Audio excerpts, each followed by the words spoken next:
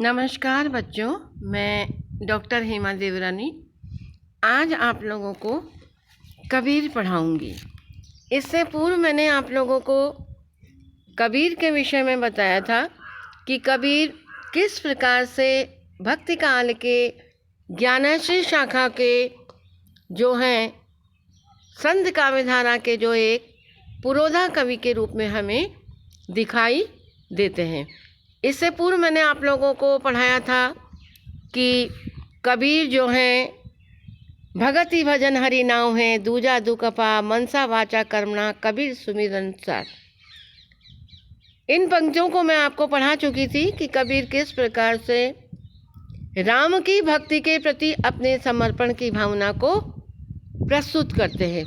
ये पंक्तियाँ आपकी पाठ्यपुस्तक काव्य रश्मि के जो है सुमिरन को अंग साखी से ली गई हैं।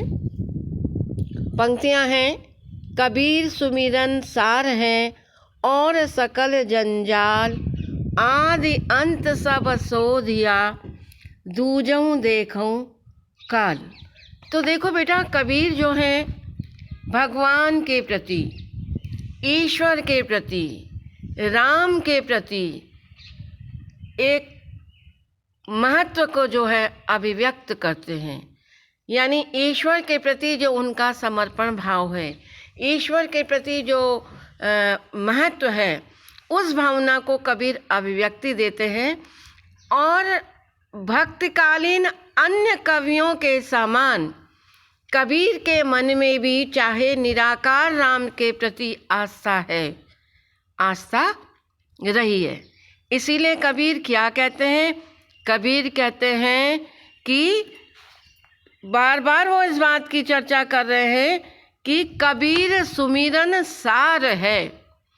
कबीर कहते हैं कि ईश्वर का सुमिरन जो है वो सब तत्वों का सार तत्व है और सकल जंजाल, इस संसार में आकर के ईश्वर का सुमिरन करना ही सब तत्वों का सार तत्व है, अन्य कुछ जंजाल है। आदि अंत सब सोधिया, हमने प्रारंभ से लेकर और अंत तक यह खोज करके देख लिया, यह अन्वेषण करके देख लिया कि यदि इस संसार में रहते हुए हम परमात्मा को, प्रभु को, राम जी को यदि हम सुमिरन नहीं करेंगे तो साक्षात जो है काल के मुंह हम ग्रसित हो जाएंगे। यानी इस संसार में हमें जो कुछ भी प्राप्त करना है उसके लिए हमें केवल अब ईश्वर का सुमिरन ही करना है, तभी हमें जीवन में मोक्ष मिल सकता है। क्योंकि जैसा कि आप लोगों को मालूम है बच्चों कि हमारे यहाँ 4 पुरुषार्थ की परिकल्पना की गई है, जिसके अंतर्गत धर्म, अर्थ, काम और मोक्ष माना गया है। तो मोक्ष जो है वो हमारा अंतिम सैल्वेशन है, जिसमें हम मोक्ष को ही प्राप्त करके सांसारिक बंधनों से मुक्त हो जाते हैं। तो कबीर क्या कह रहे हैं? कबीर कह रहे हैं कबीर सुमिरन सार है, यानी ईश्वर का सुमिरन करना ही सब तत्वों का सार तत्व है और सकल जंजाल, और सब कुछ क्या है संसार में? जंजाल स्वरूप है। तो जो व्यक्ति माया में, मोह में भटक रहा है उसको इस संसार से मुक्ति नहीं मिल पाएगी, वह जंजाल में फंसता चला जाएगा। आदि अंत सब सोधिया, मैंने प्रारंभ से लेकर के और अंत तक मैं इस निष्कर्ष पर आया हूँ कि जो व्यक्ति ईश्वर का सुमिरन नहीं करता है, साक्षात दूजऊं देखूं काल, फिर उसको क्या करना पड़ता है? मौत के मुंह उतरना पड़ता है। क्योंकि जो व्यक्ति ईश्वर का सुमिरन करेगा, राम जी का सुमिरन करेगा, तो सुमिरन करके उसको मोक्ष प्राप्त हो जाएगा। और जिस भी साधक को, जिस भी भक्त को, जिस भी व्यक्ति को इस संसार से मोक्ष की प्राप्ति होगी तो वह संसार रूपी भवसागर से क्या होगा? तर जाएगा। वह संसार के मोह इत्यादि में नहीं फंसेगा और उसे मोक्ष मिल जाएगा, यानी मुक्ति प्राप्त हो जाएगी। बहुत ही सुंदर वर्णन यहाँ पर कबीर ने किया है कि कबीर सुमिरन सार है और सकल जंजाल, आदि अंत सब सोधिया, दूजऊं देखूं काल। तो बेटा कबीर बहुत स्पष्ट रूप में अपनी मान्यता को स्थापित कर रहे हैं। राम के प्रति जो समर्पण का भावना है, इसी प्रकार की भावना हमें तुलसी में मिलती है। तुलसी भी तो एक अनिष्ट होकर के केवल राम और राम से इतर कुछ नहीं, वो कहते हैं एक भरोसो एक बल एक आस विश्वास, एक राम घनश्याम चातक तुलसीदास। तुलसी पग पप श्री रामचंद्र कृपालु भज मन हरण भव भय दारुणम नव कंज लोचन कंज। या आप देख रहे हैं तुलसी बार बार बात करते हैं कि राम की बराबर वो चर्चा करते हैं। तो तुलसी का जो है वो राम के प्रति एक समर्पण की भावना हमें दृष्टि गोचर होती है, जहाँ पर वो कह रहे हैं नीलाम्बुज श्यामल कोमलागम सीता समारोपित वाम भागम प्राणो महासायक चारु चापम नमामि रामम रघुवंश नाथम। तो बराबर राम के प्रति जो एक समर्पण का भाव है वो हमें तुलसी के काव्य में देखने को परिलक्षित होता है।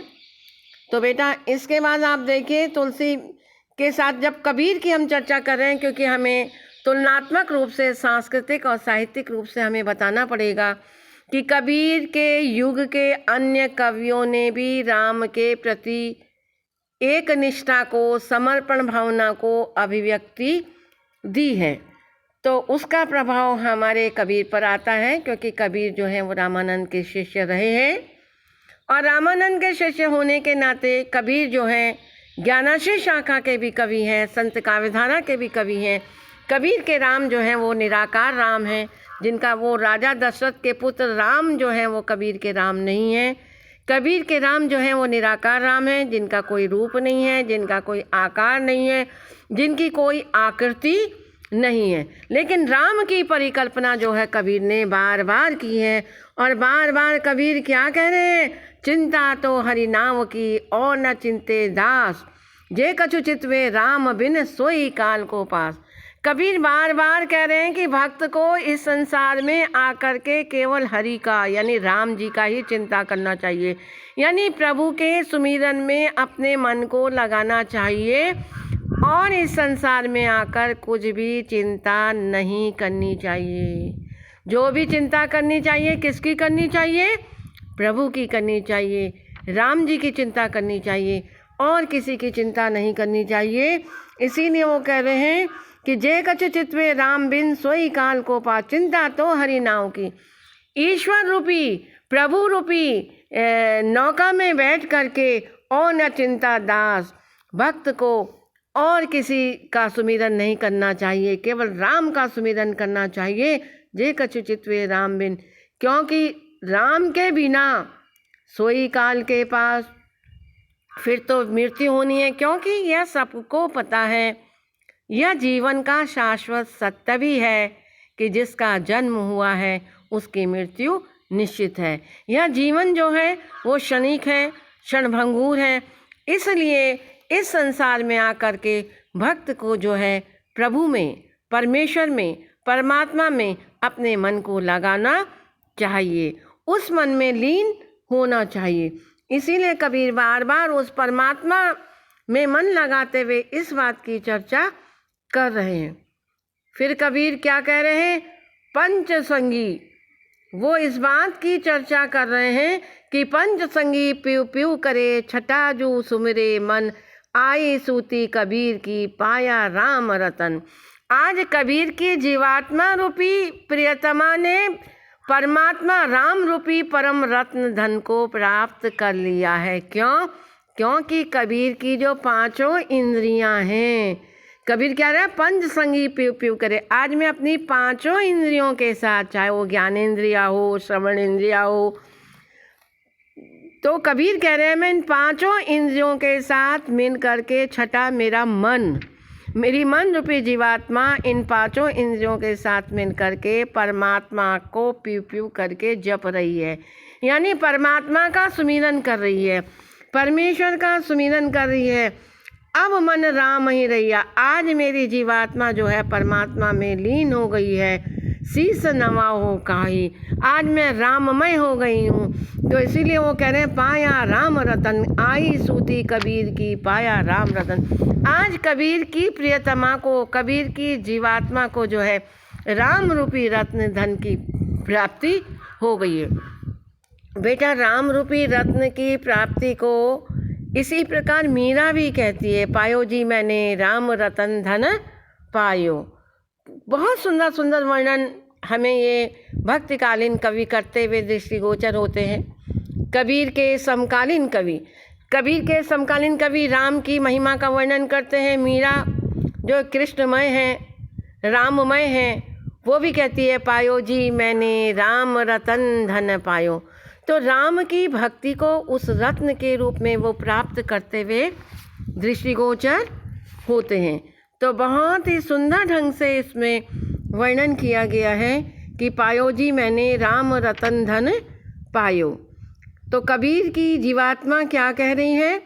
कबीर की जीवात्मा कह रही है कि जे कछु चित्वे राम बिन सोई काल को पा। जो कुछ भी है वो राम में मन को रमा लो, नहीं तो काल के मुँह ग्रसित होना पड़ेगा। पंच संगी प्यू प्यू करे छटाजू सुमरे मन। हमारा जो मन है, हमें क्या करना चाहिए? मेरा मन तो जो है पांचों इंद्रियों के साथ मिल करके, कबीर की जीवात्मा कह रही है कि मेरा मन जो है परमात्मा का सुमिरन कर रहा है। और आई सूती कबीर की पावा रत्न, कबीर की जीवात्मा ने जो है परमात्मा के रत्न को प्राप्त कर लिया है, पाया राम रतन। अब वह जो परमात्मा में उसकी जीवात्मा क्या हो चुकी है? लीन हो चुकी है।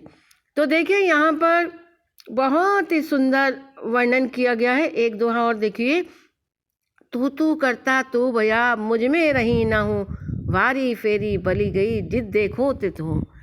कबीर कितनी बड़ी बात को कह रहे हैं कि तू करता तू भया। जब तक मैं ये सोचता था कि परमात्मा अलग है और जीवात्मा अलग है, तब तक मुझ में अज्ञानता थी। लेकिन जब मैं जिधर भी देखता हूँ उधर ही मुझे परमात्मा दृष्टिगोचर होता है। अब मुझ में अंश मात्र भी जो है अहंकार शेष नहीं रहा, बारी फेरी बली गई। अब मैं जिधर भी अपनी दृष्टि को डालता हूँ मुझ में रही जिद देखो तो उधर ही मुझे परमेश्वर ही दिखाई देता है।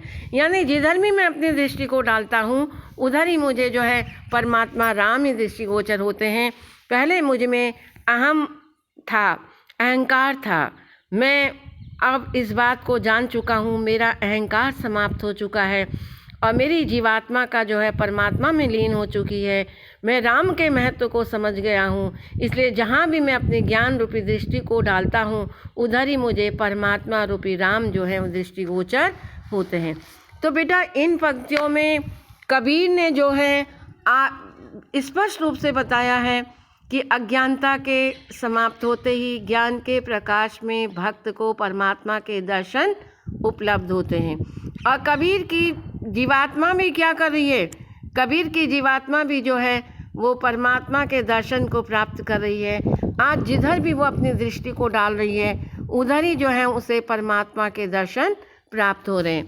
तो बार बार ये पंक्तियाँ जो हैं कबीर ने राम के प्रति समर्पण की भावना को दिखाया है। और कबीर के जो राम हैं वो निराकार राम हैं। कबीर ने अपने राम के प्रति भक्ति भाव को अभिव्यक्त किया है।